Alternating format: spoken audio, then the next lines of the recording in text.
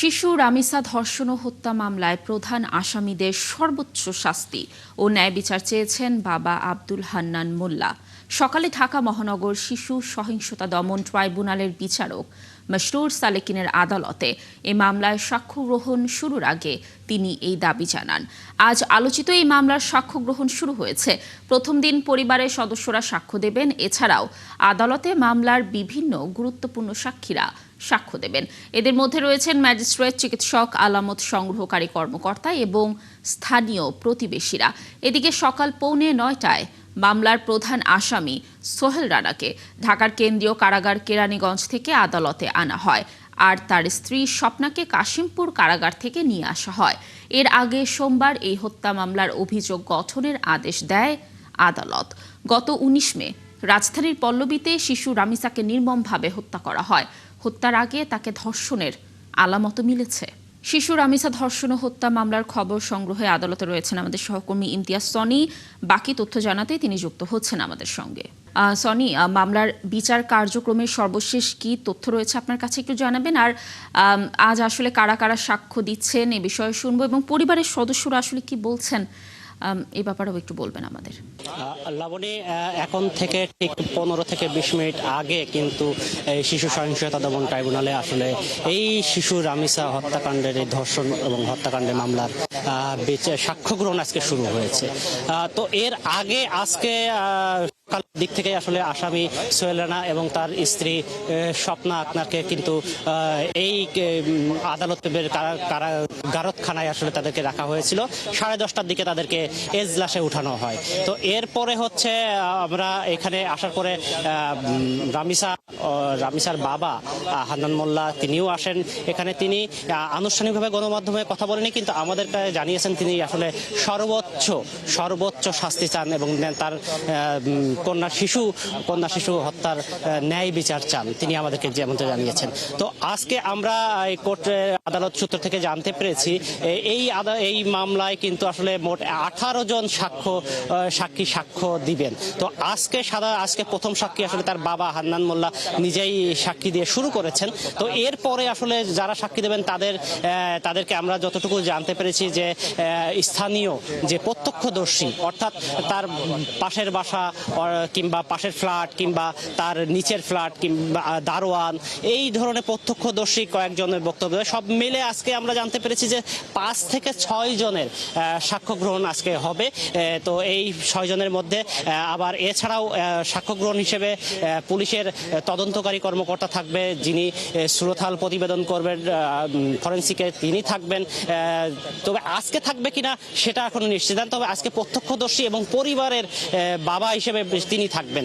তো আমরা এই মামলা শুনানি কিন্তু কতক্ষণ চলে সেটা এখনো আমরা জানি না। এই শুনানির পরেই আসলে সর্বশেষ আপডেট আমরা আইনজীবীর কাছ থেকে পাবো, যেটা আমরা গণমাধ্যম আপনাদেরকে জানাতে পারবো যে আসলে সাক্ষী হিসেবে কারা কারা সাক্ষী দিয়েছেন এবং কি কি সাক্ষ্য দিয়েছেন। তো এই সাক্ষ্য গ্রহণের শেষেই আসলে আমরা আপনাকে জানাতে পারবো পূর্ণাঙ্গ তথ্য।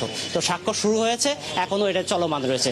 লাবণী, এই ছিল আমার কাছে সর্বশেষ। সনি, ধন্যবাদ আমাদের সাথে যুক্ত থাকার জন্য। দর্শক, শিশু রামিসা ধর্ষণ ও হত্যা মামলার আজ সাক্ষ্য গ্রহণ শুরু হয়েছে। এ বিষয়ে আদালত প্রাঙ্গণ থেকে সর্বশেষ তথ্য আপনাদেরকে জানানোর চেষ্টা করছিলাম। ঢাকা ভাঙা এক্সপ্রেসওয়ের মালিগ্রামে দাঁড়িয়ে থাকা বিকল ট্রাকের পেছনে প্রাইভেট কারের ধাক্কায় 5 জন নিহত হয়েছেন। এ ঘটনায় আরও 2 শিশু আহত হয়েছে। মঙ্গলবার ভোরে এই দুর্ঘটনা ঘটে। মাদারীপুরের শিবচর হাইওয়ে থানা পুলিশ জানায়, ভোরে ঢাকা থেকে যশোরগামী একটি প্রাইভেট কার দ্রুত গতিতে দাঁড়িয়ে থাকা ট্রাকের পেছনে ধাক্কা দেয়। ঘটনাস্থলেই প্রাইভেট কারের 2 নারী এবং 2 পুরুষ যাত্রী নিহত হন। পরে গুরুতর আহত অবস্থায় আরও এক ব্যক্তিকে ফরিদপুর মেডিকেল কলেজ হাসপাতালে পাঠানো হয়। সেখানকার চিকিৎসক তাকে মৃত ঘোষণা করেন। নিহতরা হলেন যশোরের ঝিকরগাছা এলাকার বাকরা ইউনিয়নের বালিয়াডাঙ্গা গ্রামের মালয়েশিয়া প্রবাসী আরিফুল ইসলাম, তার মা নূরজাহান বেগম, বোন আয়েশা আক্তার এবং ভাই রাকিবুল ইসলাম। নিহত অপরজন প্রাইভেট কারের চালক জাহিদ হোসেন। এ ঘটনায় আহত 2 শিশু আশরাফুল হোসেন ও তশফিয়া ফরিদপুর মেডিকেল কলেজ হাসপাতালে চিকিৎসাধীন রয়েছে। হয়তো ড্রাইভার বোধহয় একটু ঘুমে ছিল, এই মনে হয় সমস্যা। ঢাকা থেকে ভাঙামুখী একটি প্রাইভেট কার এবং ঢাকা থেকে ভাঙামুখী একটি ট্রাক যাচ্ছিল, যাওয়ার পথে আজকে ভোরবেলায় সড়ক দুর্ঘটনা সংঘটিত হয়। সড়ক দুর্ঘটনায় 5 জন মারা গিয়েছে। তো মারা যাওয়ার পরে আত্মীয় স্বজনরা এসেছে, লাশ হস্তান্তরের কার্যক্রম চলছে। দর্শক, এই দুর্ঘটনার বিষয়ে আরও তথ্য নিয়ে ফরিদপুর মেডিকেল থেকে আমাদের সাথে সরাসরি যুক্ত হচ্ছেন সহকর্মী মনিরুল ইসলাম টিটু। যারা আহত হয়েছেন তাদের শারীরিক অবস্থা নিয়ে চিকিৎসকরা সর্বশেষ কি আপডেট দিয়েছে একটু বলবেন, আর মরদেহগুলো কখন হস্তান্তর করা হবে?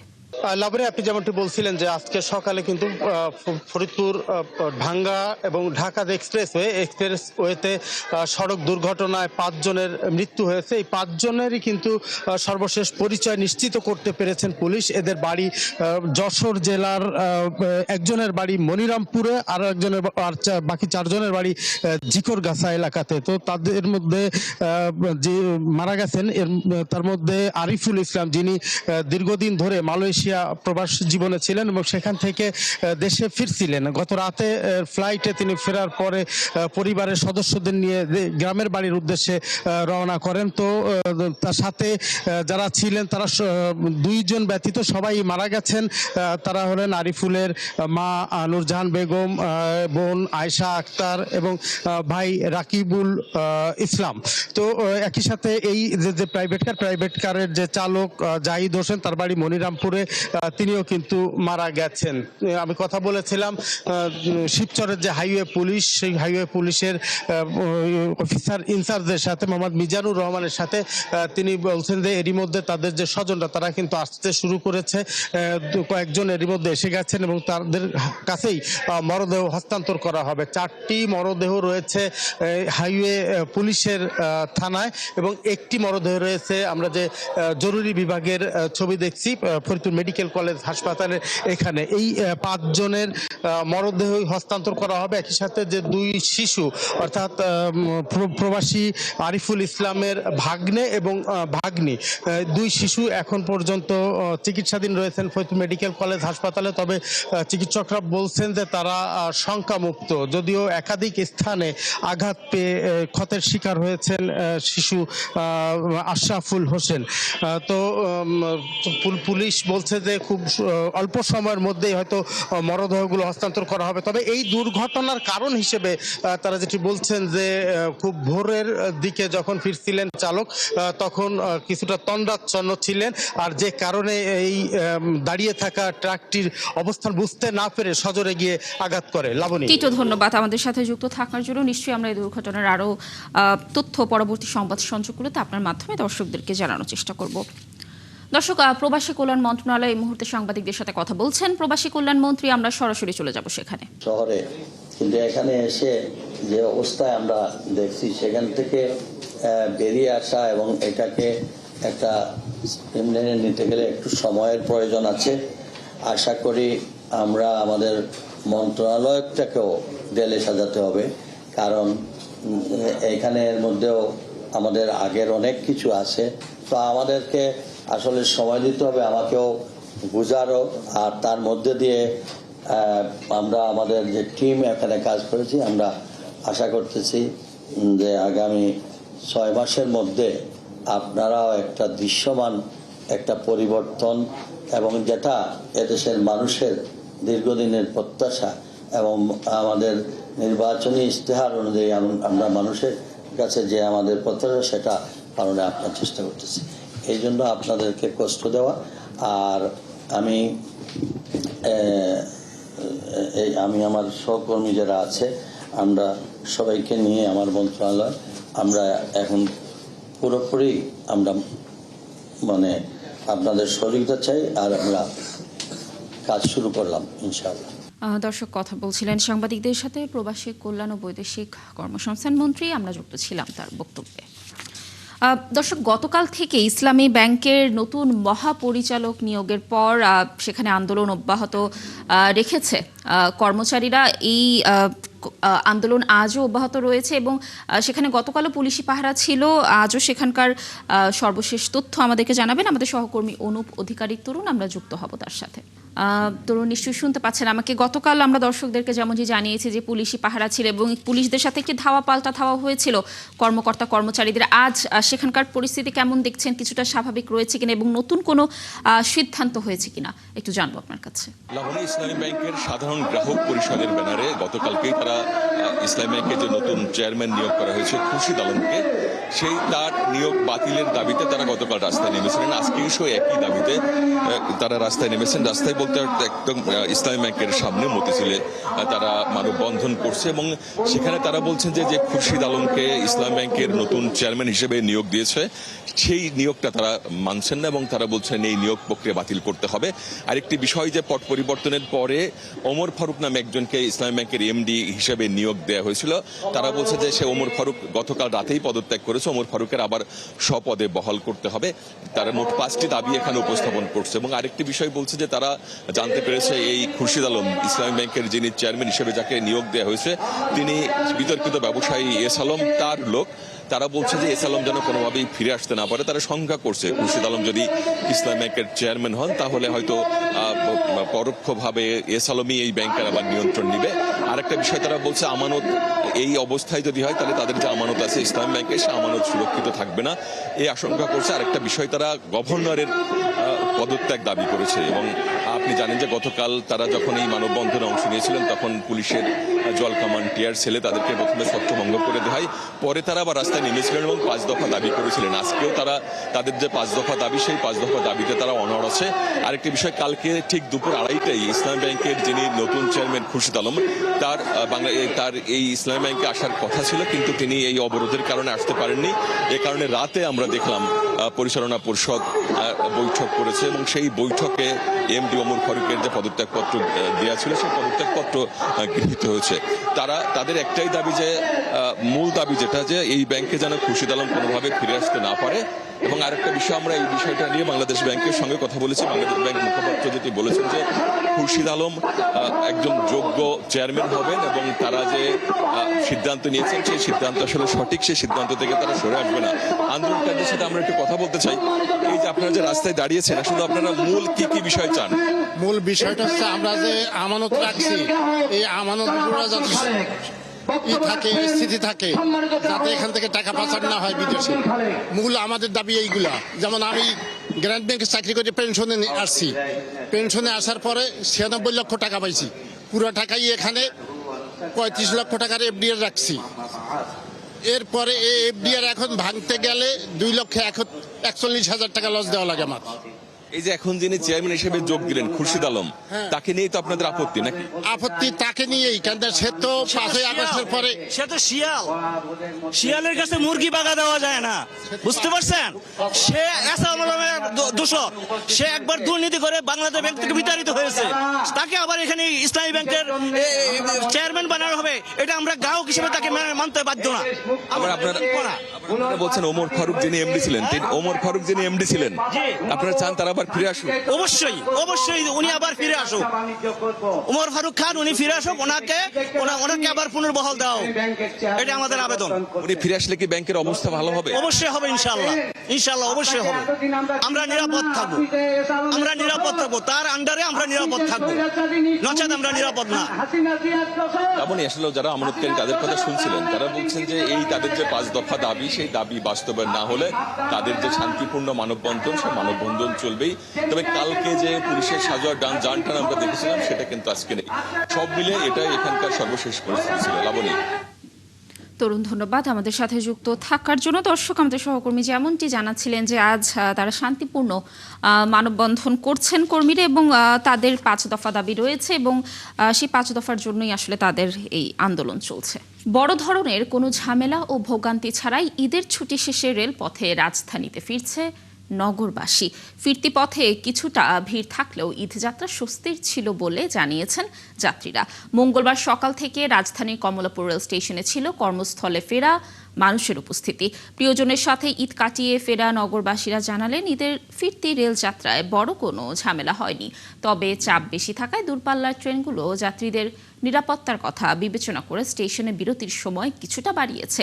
এবছরের ঈদ যাত্রায় এখনো পর্যন্ত কোনো দুর্ঘটনার খবর পাওয়া যায়নি। সকাল থেকে মোট 12টি ট্রেন ঈদের ফিরতি যাত্রায় কমলাপুর রেলওয়ে স্টেশনে পৌঁছায়। কোনো হরানি নাই, টিকিটের দামও বেশি না, আলহামদুলিল্লাহ খুব ভালো। না, স্বস্তিরই ছিল, কোনো দেরি হয়নি, ছিল ঠিক টাইমে ছিল, ভালোই ছিল। লেট হয়েছে 1 ঘন্টার মতো, কিন্তু যাত্রী প্রচুর চাপ, আর কি দাঁড়ানোর জায়গা নেই। যাত্রী নিরাপত্তার কথা বিবেচনা করে আপনার প্রত্যেকটা ট্রেনেই কিন্তু সতর্কতার সাথে আসতেছে, ওভারলোডেড গাড়ি থাকে অনেক সময়, সেটার কথা বিবেচনা করে যেসব স্টেশনে স্টপেজ আছে 2 মিনিট স্টপেজ আছে, সেখানে 5 মিনিট 7 মিনিটও বিলম্ব হচ্ছে। এই কারণে মূলত ট্রেনগুলো বিলম্ব হচ্ছে, বিশেষ করে লং রোডের ট্রেনগুলো। আপনি জানেন যে উত্তরাঞ্চলের একতা বা নীলসাগর বা বুড়িমারি এই ট্রেনগুলোতে ভিড় বেশি থাকে এবং এই ট্রেনগুলোই সাধারণত একটু বিলম্বে আসতেছে এবং বিলম্বে যাচ্ছে। গণভোটের রায় অনুযায়ী জুলাই সনদ বাস্তবায়ন, আইন শৃঙ্খলা পরিস্থিতির উন্নতি, ব্যাংকিং ব্যবস্থায় সরকারের অযাচিত হস্তক্ষেপ প্রত্যাহার সহ বিভিন্ন দাবিতে রাজপথে বড় আন্দোলনের প্রস্তুতি নিচ্ছে জামায়াত ইসলামী। বিরোধী দল হিসেবে সরকারকে প্রয়োজনীয় সহযোগিতার পাশাপাশি যৌক্তিক দাবি আদায়ে কঠোর হওয়ার ইঙ্গিত দিয়েছে দলটি। জুনে 3 বিভাগ ও জুলাইয়ে রাজধানী সহ আরও 3টি বিভাগে গণসমাবেশের প্রস্তুতি নেওয়া হয়েছে। এসব আন্দোলনে অংশ নেবে জামায়াত নেতৃত্বাধীন 11 দলীয় জোট। দর্শক আরও জানাচ্ছেন শাহিদুজ্জামান সাকিব। 12 ফেব্রুয়ারি নির্বাচনের পর 2/3 আসন নিয়ে সরকার গঠন করে বিএনপি, আর দ্বিতীয় সর্বোচ্চ আসন নিয়ে প্রথমবারের মতো বিরোধী দলের ভূমিকায় আসে জামায়াতে ইসলামী। তবে শপথের পর থেকেই গণভোটের রায় অনুযায়ী জুলাই সনদ বাস্তবায়নের দাবিতে সংসদ ও রাজপথে সরব দলটি। সমসাময়িক বিভিন্ন বিষয় নিয়ে বক্তৃতা বিবৃতিতে প্রতিবাদ করলেও জুলাই সনদের দাবি নিয়ে ধারাবাহিক আন্দোলন করছে জামায়াত নেতৃত্বাধীন 11 দলীয় জোট। এরই মধ্যে জোটের পক্ষে বিভাগীয় সমাবেশও শুরু হয়েছে। জুলাই সনদের দাবির সঙ্গে সমসাময়িক আরও কয়েকটি দাবি যুক্ত করে চলতি মাস থেকে দেশব্যাপী আরও বড় পরিসরে আন্দোলনে নামতে চায় বিরোধী দলগুলো। জামায়াতের এই নায়েবে আমির ও বিরোধী দলীয় উপনেতা জানান, আইন শৃঙ্খলা পরিস্থিতির উন্নতি, ব্যাংকিং ব্যবস্থায় সরকারের অযাচিত হস্তক্ষেপ প্রত্যাহার এবং প্রশাসনকে নিরপেক্ষ রাখার দাবিতে জোরালো আন্দোলনে যেতে চান তারা। আমরা চাচ্ছি রাজনীতি প্রতিবাদের বা রাজনীতিতে কিছুটা বিহেভিয়ারাল গুণগত পরিবর্তন। মানুষ যখন সিকিউরিটির জন্যই তো ব্যাংকে টাকা রাখে, বিশ্বাস করে, তো যার কারণে সেই লুটপাট করে চলতেছে, তো ব্যাংকিং ব্যবস্থা একেবারে ধস নেমে যাবে এটা যদি হয়। তো এটাও নেশনকে কিছুটা অস্থিরতার দিকে নিয়ে যাওয়ার পদক্ষেপ সরকার নিয়েছে, যেটা একেবারে অনিবৃত্ত, নিন্দনীয়, ঘৃণ্য এবং দেশের বিরুদ্ধে একটা সরাসরি শত্রুতার বলেই আমার মনে হয়। যুদ্ধ ঘোষণা করছে নীতি নৈতিকতার বিরুদ্ধে। দলীয়করণটাই আইন শৃঙ্খলা পরিস্থিতির উন্নতি না করার পিছনে একটা বড় কারণ।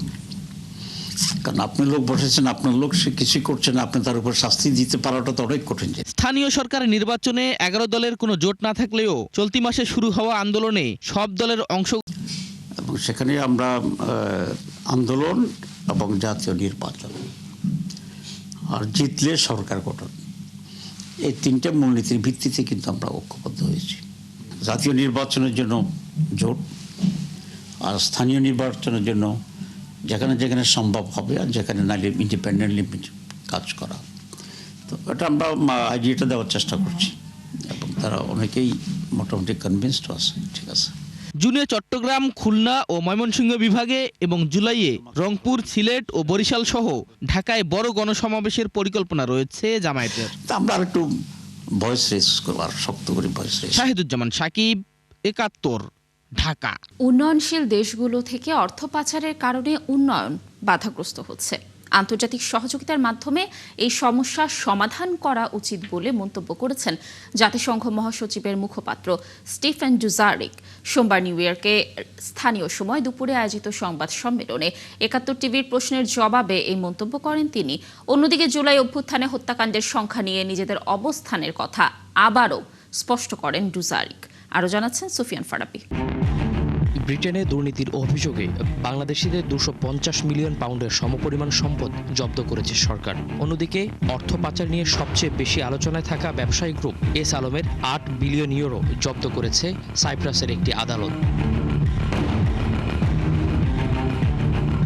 দেশের অর্থনীতি থেকে বিপুল পরিমাণ সম্পদ পাচার হয়ে যাওয়ায় নির্বাচিত নতুন সরকার অর্থের অভাবে রাষ্ট্র চালাতে হিমশিম খাচ্ছে। বিষয়টি তুলে ধরা হয় জাতিসংঘের নিয়মিত প্রেস ব্রিফিংয়ে। পাচার হয়ে যাওয়া সেসব অর্থ বাংলাদেশকে ফিরিয়ে দিতে জাতিসংঘ মহাসচিব কি সংশ্লিষ্ট দেশগুলোর প্রতি আহ্বান জানাবে?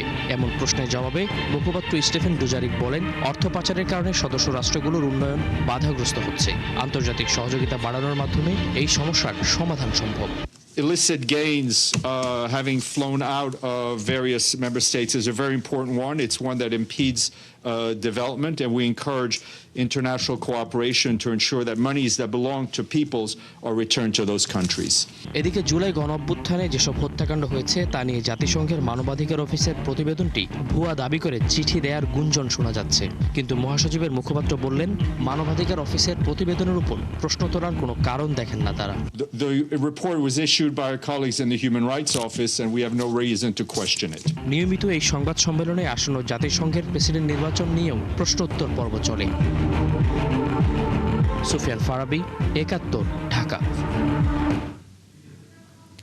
মৃদু তাপপ্রবাহের প্রভাবে ঢাকাসহ দেশের বিস্তীর্ণ অঞ্চলে আজও গরমের দাপট অব্যাহত থাকতে পারে।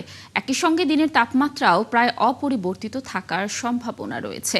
তবে একই সময়ে সিলেট অঞ্চলের ওপর দিয়ে ঘন্টায় ৪৫ থেকে ৬০ কিলোমিটার বেগে বৃষ্টি বা বজ্র বৃষ্টি সহ দমকা কিংবা ঝড়ো হাওয়া বয়ে যেতে পারে। আকাশ অস্থায়ীভাবে আংশিক মেঘলা থাকতে পারে। আবহাওয়া প্রধানত শুষ্ক থাকতে পারে। দক্ষিণ বা দক্ষিণ পশ্চিম দিক থেকে ঘন্টায় ১০ থেকে ১৫ কিলোমিটার বেগে বাতাস প্রবাহিত হতে পারে। দিনের তাপমাত্রা অপরিবর্তিত থাকতে পারে।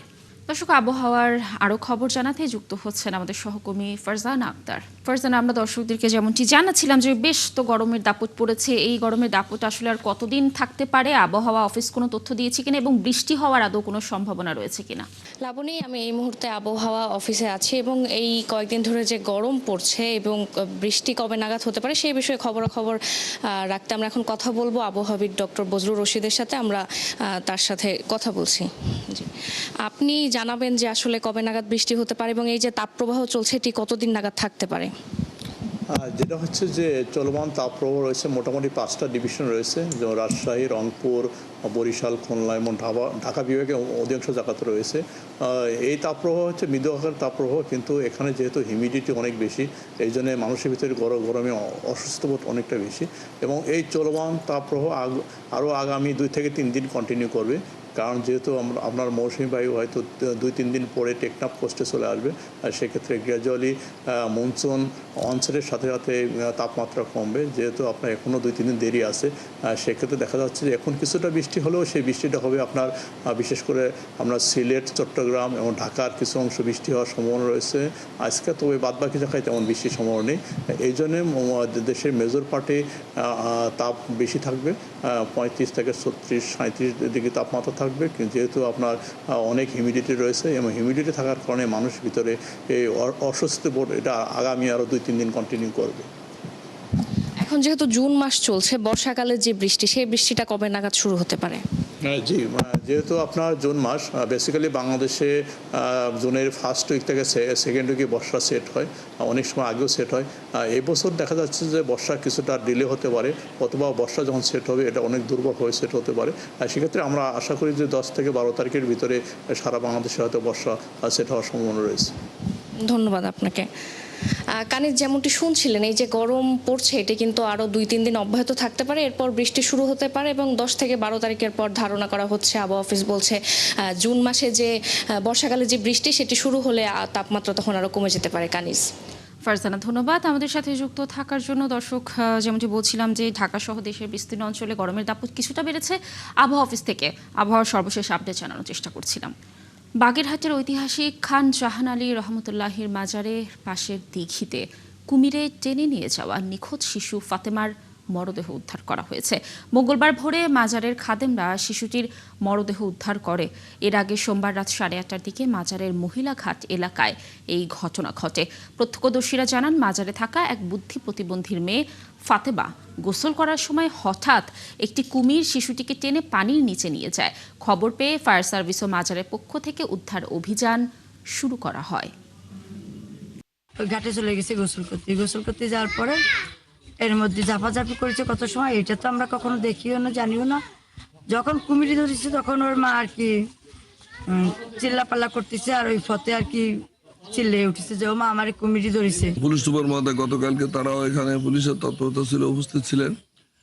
আমরা অচিরে খান জাহানের মাজারে আগত বিদেশি যত দেশি বিদেশি মেহমান তাদের নিরাপত্তা নিশ্চিত করে কিভাবে কুমির রাখা যায় বা কুমিরকে সংরক্ষণ করা যায় এ ব্যাপারে আমরা ব্যবস্থা নেব। আপনাদের সহযোগিতা চাই যাতে আর দুর্ঘটনা না ঘটে। নেত্রকোনা শহরের উত্তর কাটলি এলাকায় বাসায় ঢুকে মনোয়ারা বেগম চায়না নামের এক গৃহবধূকে ছুরির আঘাতে হত্যা করা হয়েছে। এ সময় তার স্বামী আবু চান ও ছেলে মুন্নাও গুরুতর আহত হন। ঘটনার সঙ্গে জড়িত সন্দেহে একজনকে আটক করেছে পুলিশ। সোমবার সন্ধ্যায় এই ঘটনা ঘটে। নেত্রকোনা অতিরিক্ত পুলিশ সুপার সজল কুমার সরকার বলেন, তাৎক্ষণিকভাবে হত্যাকাণ্ডের কারণ জানা যায়নি। ঘটনার সঙ্গে জড়িত সন্দেহে স্থানীয়রা আব্দুর রশিদ নামের এক প্রতিবেশী অটোরিকশা চালককে আটক করে পুলিশের হাতে তুলে দেয়। আটক ব্যক্তিকে জিজ্ঞাসাবাদ করা হচ্ছে। নিহতের বড় সন্তান নিষিদ্ধ ঘোষিত ছাত্রলীগের নেতা।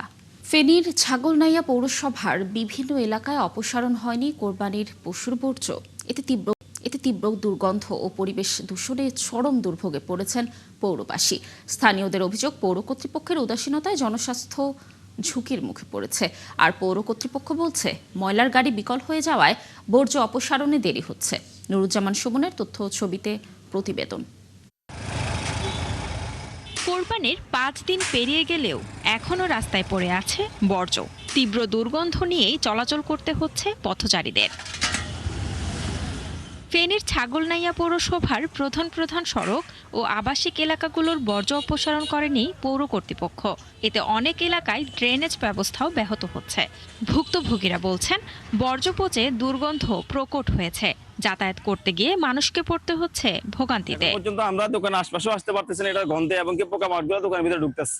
আশপাশে আমাদের কাস্টমাররা পর্যন্ত এগুলা দেখে আসে আবার মাল কিনার থাকলে অনেক সময় চলে যাচ্ছে। আজকে 5 দিন আমরা এখানে বসবাসের অযোগ্য হিসেবে বসবাস করতেছি। আমরা অনেক কষ্টে আছি।